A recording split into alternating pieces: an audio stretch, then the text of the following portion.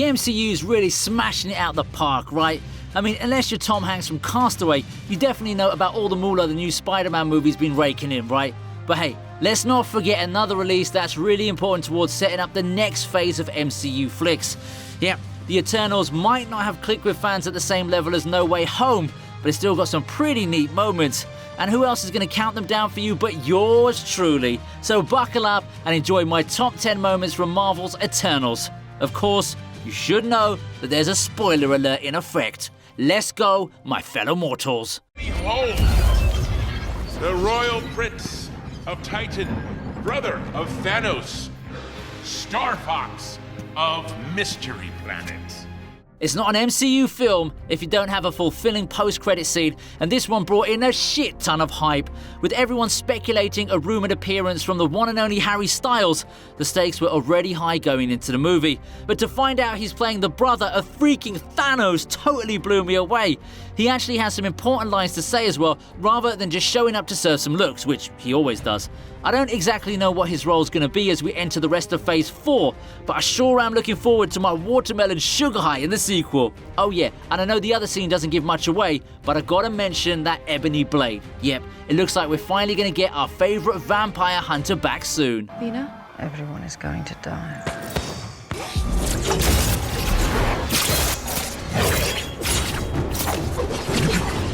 Stress can get to everyone, even super strong cosmic-powered Eternals. Tina suffers from a condition called Madhuri. Yeah, don't worry if you can't pronounce that, even I don't know if I'm saying it right, to be honest. It basically means that her memories that have been piling up on her over thousands of years have finally started to mess her up. And oh boy, the fight that follows is pretty slick. It's the first time we really get to see Tina in full flow, and she doesn't disappoint. That last blow from Gilgamesh was pretty impactful too. I mean, you gotta feel for him, right? That dude's totally simping for her. More than anything else, it's just the fact that Tina can just randomly go rogue at any time that creates a sense of worry. And I've gotta give credit to the creators for including this condition, because it at least adds something to her character. I mean, we all love Angelina Jolie, but even she can only do so much to keep an underutilized role interesting. I'll watch over Tina. One day when she attacks you, you might have to kill her. We'll take that chance. Wait till you see this.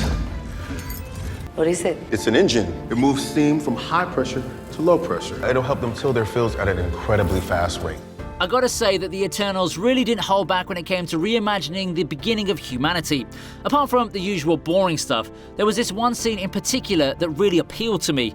It was when Phastos proposed teaching the humans about the motor engine when they didn't even know how to plow their crops. I know that this one was put in there for some comic relief, but it actually works pretty well within the whole narrative of the movie. I personally think that Phastos was criminally underused in the movie because he had so much to offer with all his infinite knowledge. But at least he had a memorable moment here, I guess. Well, the guy sure loved his technological advancement, till he had to deal with the whole Hiroshima and Nagasaki situation. That was definitely not a pleasant memory for that poor guy. You are very beautiful, Cersei.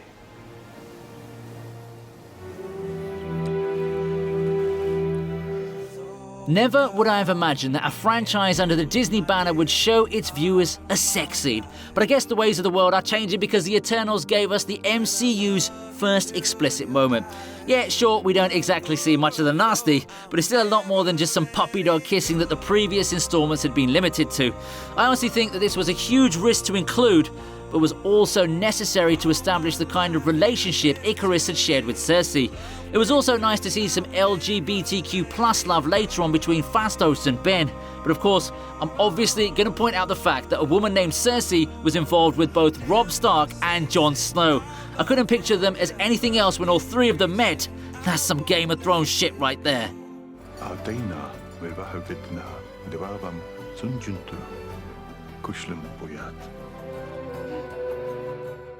It is time for the emergence to begin.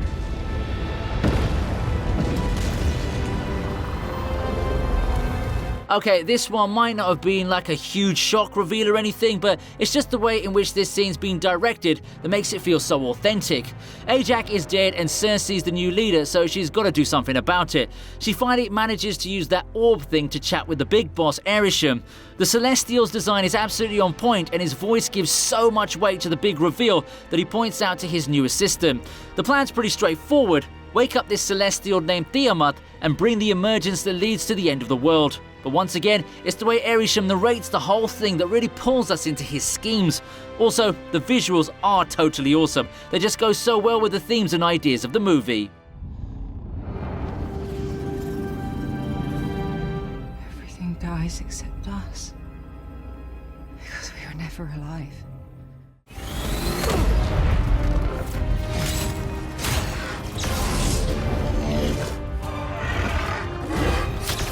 Yeah, it's time to bring out the action as we enter the top 5. The Eternals is packed with a lot of battle scenes, and one of those that stand out in particular is the opening fight between the Eternals and the Deviants. It kicks off nicely with one of the purple monsters killing off one of our ancestors and Icarus making his grand entry with those eye beams of his.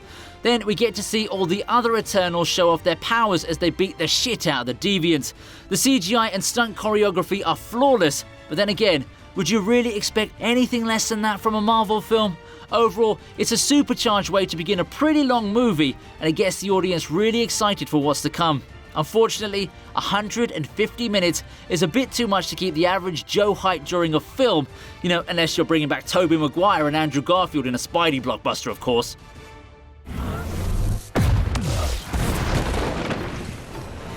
Very nice, sir. Are you mental? Hide! We need action sequences. I'm just going to come out and say we need more Goran content.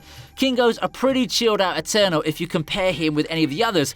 I mean, the dude actually passed himself off as his entire generation of ancestors just so he could keep pulling off all those Bollywood dance moves. But it's his chemistry with Goran that really wins us over both of these characters. I'm not exactly pointing out any scene in particular because I keep popping up with these hilarious moments that do a lot to make the movie more enjoyable. Believe me, my opinion on this film might have been very different if it wasn't for these two coming in every now and then with some funny lines. Druid sucks. He does suck. I also got to shout out Gilgamesh for bringing out that Batman and Alfred reference. It's been a while since we've had some DC love in a Marvel movie. I'm Karun, Kingo's valet. Oh, valet. Like Alfred in Batman. It's the only path I know.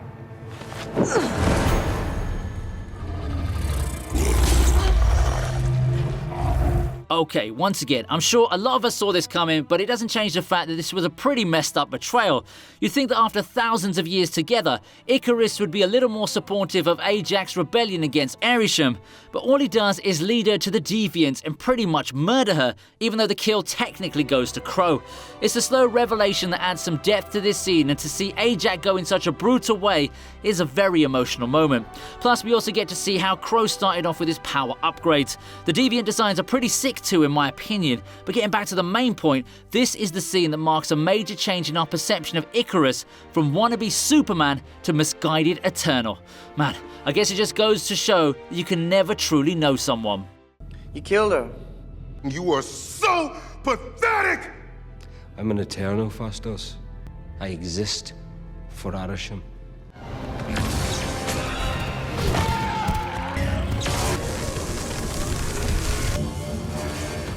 Now this was a proper battle. It goes on much longer and gives us an even better glimpse into the extent of the Eternals' powers. This is the first time we get to see all the remaining Deviants in their powered up forms attack them, and the result is aces in my book. Everyone shows off their skills in a sequence that's made to entertain us and also keep us glued to our seats. Icarus shows why he's the most powerful out of all the Eternals when he gets rid of quite a few Deviants all by himself, but even he gets tired and is almost killed before Cersei transforms a Deviant into a freaking tree. That was awesome. Even Kingo gets to lose it with all his hand beams. I mean, personally, I think they look cooler than laser eyes, but hey, that's just me, isn't it? We also see Tina lose her mind to Madhuri during the worst possible time, and it totally messes up for poor Gilgamesh. Come on, I mean, I really liked him. Why'd you have to kill him? And to top everything off, Crow's transformation was pretty freaky too. I was really hoping for his character to get some more screen time so that we could understand his motivations a bit better. Well, can't have everything, can you? Consume. Karan! Did you get that? I did, sir.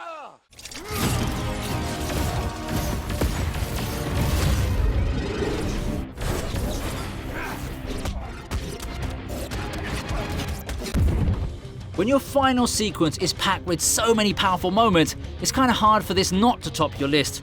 Come on, if I split this entry up, it would take at least another 3 or 4 spots on this list. There's Tina's badass battle with Crow, then of course you've got Icarus versus all the other Eternals, then Icarus finally realizes his mistakes and allows Cersei to do that uni-mind thing with all the other Eternals to stop a freaking Celestial. This is such an action-packed sequence of events that you kind of forget how much time it takes up. And yeah, I just can't praise this movie's visuals well enough. This was such an awesome treat for the eyes, and while I do understand why some people don't like it, you can't deny the epic scale of this final battle. I actually think it's one of the best final sequences across all of the MCU films. Don't come at me in the comments about that, okay? Watch the movie on Disney Plus and you'll know exactly what I'm talking about.